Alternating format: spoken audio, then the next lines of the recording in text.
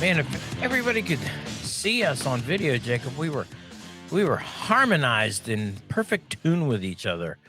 Yeah, Jacob, me, Dr. Tim Slekar, and yes, it's busted pencils, fully leaded education talk, educated educators talking education. Call our line 608-557-8577. That way you can leave a message for Johnny. You can also text that line and leave a message for Johnny.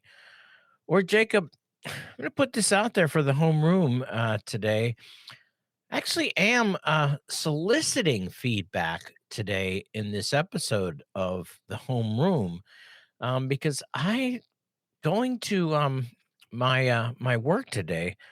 I was listening to a little bit of a talk show, talk radio, I guess. Um, Neither left nor right, but more newsy type of talk radio. And I heard something actually quite alarming to the fact that do you ever know like you knew something, but you didn't know the extent of the depth or the kind of overwhelmingness of going, "Oh my god, I knew Yes. that, but I didn't know that."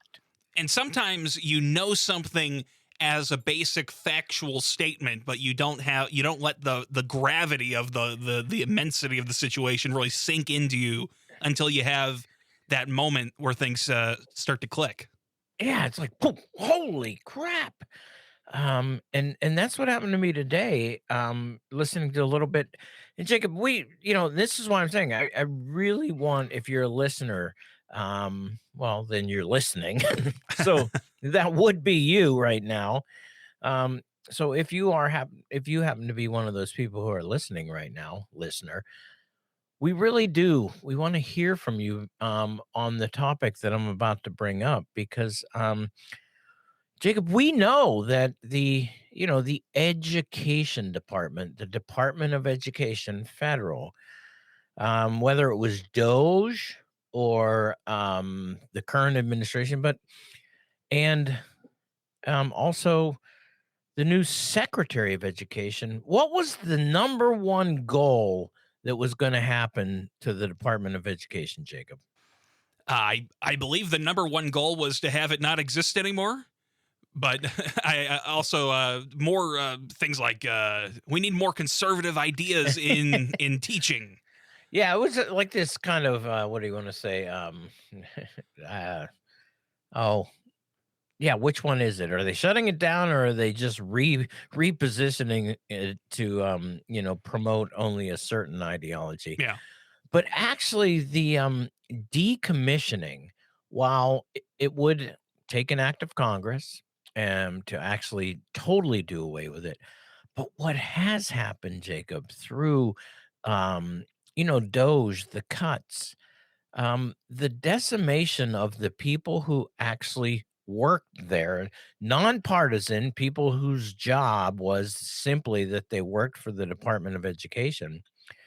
Um, some of those offices have been cut down to the point of about 5% of the original workforce is what's still there today. I didn't know that number Yeah. was, but what came across though was it wasn't just that number, but they were talking about the fact that we have a special education law in this country that every child in American public schools must be assessed if there's a sense that there could be a special education concerned. And then if special education services are pointed out that would be beneficial to every child in an American public school, that then we must provide individualized instruction, which meant an individual education plan. So every child in our country gets an individual education plan that would address their own special education need.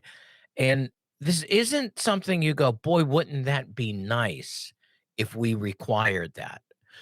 Jacob, we do require that. It's law. This is the federal law.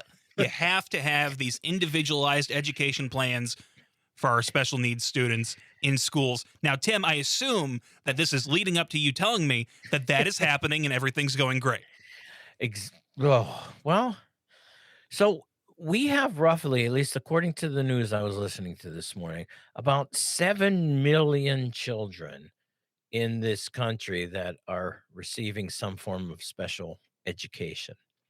Um, Support services, whether it's the assessment, to check for special education needs, or whether it's the actual services that are then provided for the special needs. So, Jacob, all of that requires resources, right? Resources, okay? Money. So, money has to be distributed, but you know how excuse me there, Jacob. You know how money gets distributed, don't you? In this administration, I've heard in a brown paper bag. Well, But I would say possibly through congressional appropriations yeah. and then the executive having to Well, spend that yeah. money. And guess what? The money is there. Maybe not now during the shutdown, but the money is there. It's already been appropriated. You need people who work in the office to actually distribute and send it and figure out where it's going and how it's to be allocated and how much goes to this school and how much goes to this district and how much more assessment needs to be quantified and qualified. Um, so think about that, 7 million kids, and that law, you know, has typically been then administered through the Department of Education. And the Office of Special Education is now currently working with about 95% fewer of the staff that work there right now. 95% reduction in staff. We're dealing with here on Busted Pencils a 33% reduction in our staff, and I thought this was hard. So just imagine having 95% of that staff gone. Tim, I feel like the Trump administration's approach to this education department situation has been kind of like somebody, and I don't know how Trump would know about this sort of real estate impropriety, but it feels like somebody who wants to kick a renter out, and because they're not allowed to due to regulations and the rules, and you have to give people notice, they're like, okay, well, I'll just make it as bad as possible to live there. Right. So he can't get rid of the Department of Education. So instead, they're like, well, we'll get rid of all the staff. So there's simply no one there to sign off on these things. I mean, it's a crazy convoluted scheme. We're not breaking any laws, Jacob. Yeah. The law is the special education federal law is still in place. We haven't rescinded the law. We haven't broken the law. We just, the people who used to make the law actually have teeth and work. Those people just don't work here anymore. We're not getting rid of the guidelines to say, proper workplace behavior. We just fired everybody in HR. It's, We've still come got the on. regulations. They're just, We we fired all they're- the enforcers. Well, that just made me, think then, how is that actually playing out right now? So that's what I'm coming into for this homeroom this morning when people, are listening to this, or, if you're not listening to it early Monday morning, whenever you're listening to this, how is this actually being felt out in the world? You, listener, have a special needs child, a special needs relative, you're a teacher working with special needs children. I don't think, because those statistics I heard this morning, what I didn't hear was, and here's the reality on the ground in classroom 23 in Jacob, chairman of the board elementary school. third grade teachers. I didn't hear that. And that's what I think we actually need to hear is what's happening because of the quote Doge cuts and the reduction of the federal workforce when the services that that workforce typically provided are not there. And so that's what I was thinking. I'm like, we need to hear from you out there because this is what's not being told. Statistics are being told, but we don't know the stories of the child who didn't get what federal law requires they get. And remember this too, Jacob. What they're required to get too was just a baseline kind of foundational stuff. It's not even well, you know, I'd say a lot of people will go, "It's barely adequate."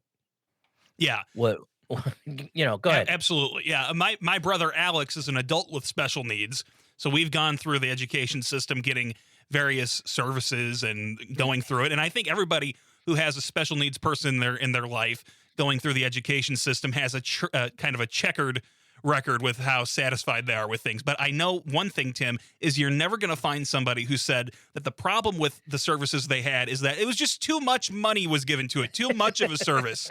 So Right. these services that people get, whether they're perfect or not, these are important. I mean, these Yeah, are really important services. And Tim, you and Johnny have talked about during the pandemic the learning loss that people suffered in some of these right. situations, and to what degree it is, but a little bit of missing learning can really add up over time. Imagine for special needs kids out there right now who could be getting their plans created, who are missing out on Right. these things. This is time they don't get back. Exactly. And it's the Exactly. early interventions, especially for special needs people. The Ah, early interventions are huge in determining the trajectory of what can happen for them. the early identification Yeah. too, Jake. I mean, and so those early identification assessments that are expensive, and that's where the federal government people are like, well, what's the federal Department of Education do anyway? They provide the funding that absolutely is necessary to provide those services, whether it's early identification, whether it's creating the resources that allow a team to build an individualized education plan, whether that individualized education plan requires certain specific types of resources. That's what the federal Department of Education makes sure happens. And no, we're not saying perfectly, but make sure something happens in a way that we're taking care of our truly our most vulnerable out there. And so, I'm just thinking for this homeroom, what can we do on Busted Pencils? Well, what we can do, Jacob, we could tell the stories of the families, of the teachers, of the schools that are being impacted by the reduction of the unnecessary workforce, so that people can actually start to hear the the truly, the stories about behind statistics that statistics never can tell. I so what I'm putting out there today, Jacob, is truly a call for any listener, or if you're a listener who knows somebody that can contribute to this, just seriously reach out 608-557-8577. You can leave a voicemail for us. You can send us a text message. You can go to the Civic Media website where it says contact Civic Media, the entire Civic Media, you know, machine. Let them know that you have a story that you want to share with Busted Pencils, that you would like to be a guest to come and talk about the realities of what's happening with this reduction of workforce in the Department of Education with special needs and special education. That's what I thought we could do this morning, Jacob. Tim, I think that's a fantastic idea. I'm looking forward to hearing from our listeners on this topic. I think it's a really important one. And I think, like you said, having an individual story can do a lot more to getting people to understand a situation than citing the statistics can. You can look at, 95% reduction in force, that's a number. But when you hear about somebody whose claim did not get in, somebody who didn't get their assessment, that's a lot different. I think you're absolutely right. People need to hear these things. So there it is. One more time as you're listening, though, okay, right away. The number is 608-557-8577. Call, leave a message, text directly. We want to hear your stories. We want to hear from you too, if you're willing to come on and share those stories. That's what, cutting back to what Busted Pencils has always been about, Jacob. But now it's time for your moment of Zen.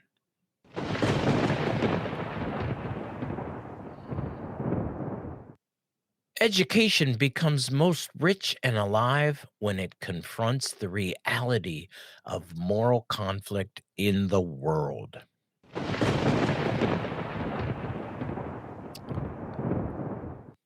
Thank you all for listening to Busted Pencils, and don't forget, you can catch us every Monday for Homeroom, Wednesdays for Class in Session, Fridays for Producer's Choice, and of course, dear listener, you can find us every single Saturday at 3 p.m. Central for 1 hour of your favorite blue-collar scholars, Tim and Johnny, and me, Producer Jacob, and keep busting pencils!